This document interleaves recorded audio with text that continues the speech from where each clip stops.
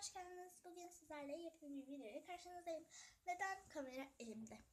Çünkü tutacağımda biraz sorun vardı arkadaşlar. Karşıdan çekmek için biraz sorun vardı.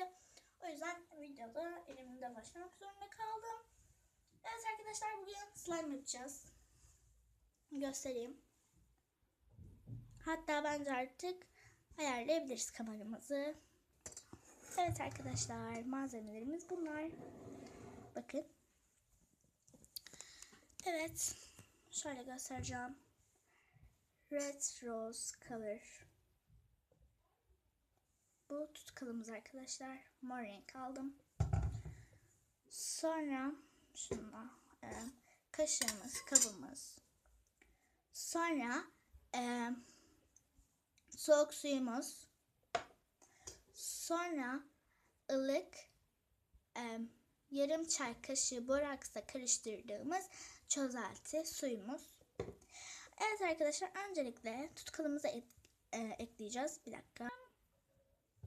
Başlayalım. Öncelikle tutkalımı ekliyorum. Evet. Yeter mi bu kadar? Bakalım. Şu kadar eklemişiz. Birazcık daha dökelim. Büyük bir slime olmasını istiyorum.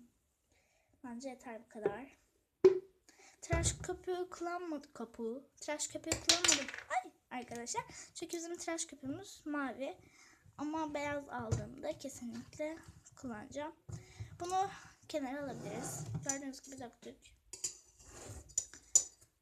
Şöyle bir kıvam.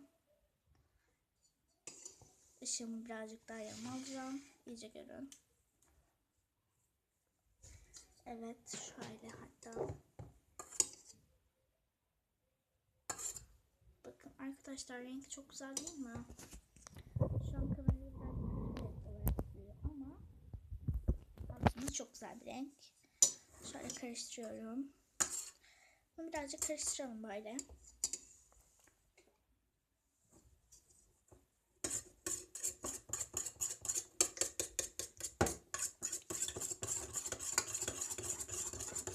İçindeki çiçek.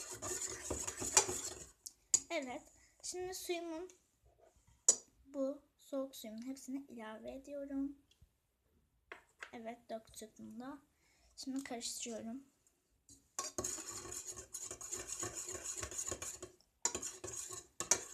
Hem kameradan hem de buradan kontrol etmek çok zor oluyor.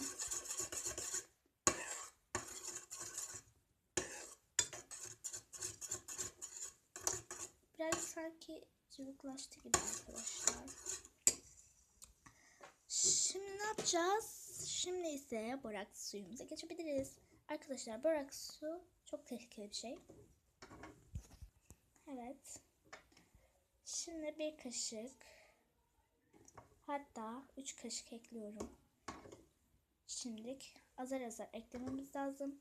Çok eklediğimizde direkt gidiyor. Şunu bir yana alalım.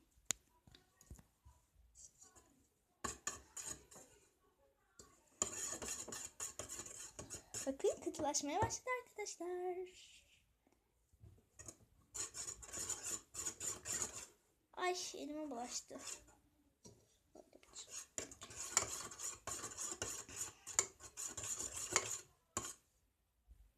Evet.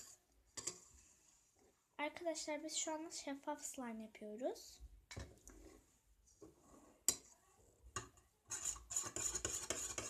O yüzden biraz aslında yavaş karıştırmamız lazımdı.